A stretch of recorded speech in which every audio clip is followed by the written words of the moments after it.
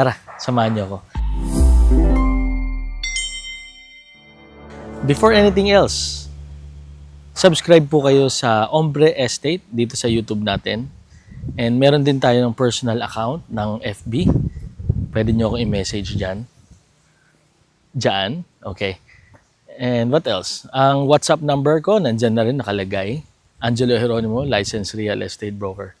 Okay, tuloy tayo. Let's go.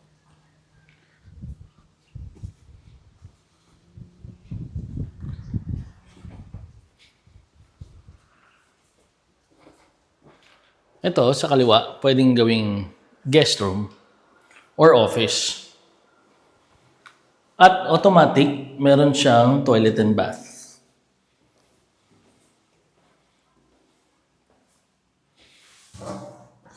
Toilet and bath. There you go. Hi.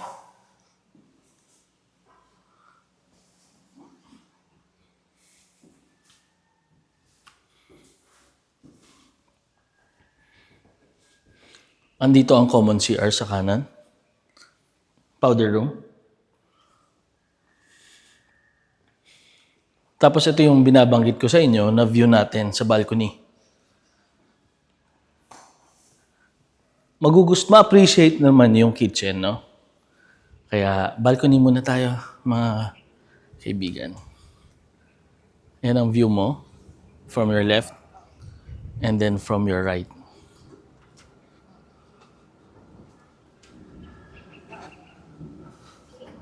Okay? Maganda naman yung view. Although malapit ka lang talaga sa street. Kung hindi ako magkakamali,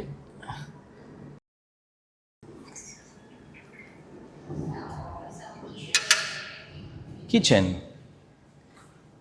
Dito sa kitchen natin, may access po tayo sa garage natin, sa carport. Sa carport, meron po tayo isang room. Hopefully, mabuksan natin. Okay. May toilet and bath. At saka utility area. Pwede rin bahay ni Yaya. At saka meron din pong babaan dito sa gilid. Okay. Pasok muna tayo ulit.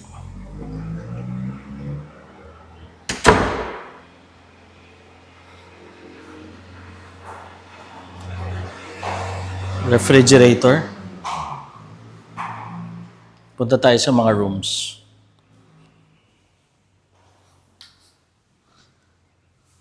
Ang difference din pala dito, may door siya.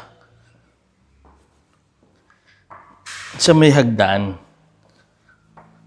At pupunta ka sa garden, no? Pwede mo lagyan ng swimming pool yan. Okay. Oh, malaking difference.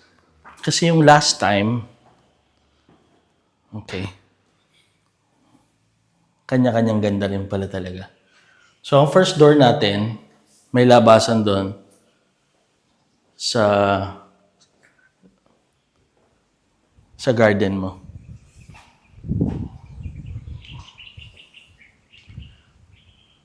Nice. Actually, gusto ko rin. Okay siya. Taas lang natin. And then may toilet and bath. Hello, hello. Walang ilaw pa.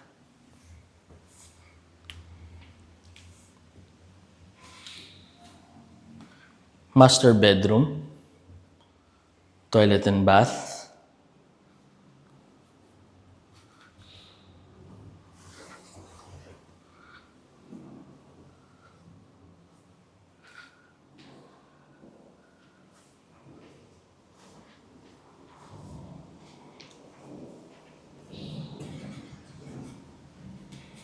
Actually, na-imagine ko yung mga pwede mong gawin dito sa ilalim. Ang pwede pang kids na area.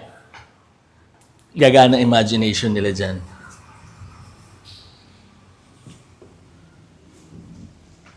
Yan. Ito yung gilid. Pwede siya umakyat doon, no? Galing.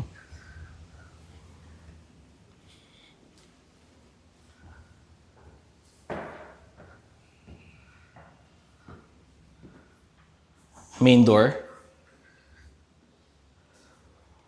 Actually, maganda rin siya.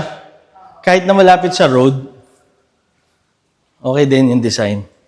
Yung last time, 3 bedroom eh, no? Ito, 2 bedroom sa baba. Oo. Okay.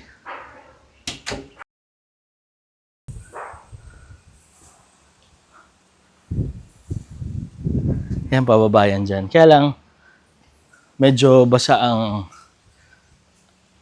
ano natin, garden.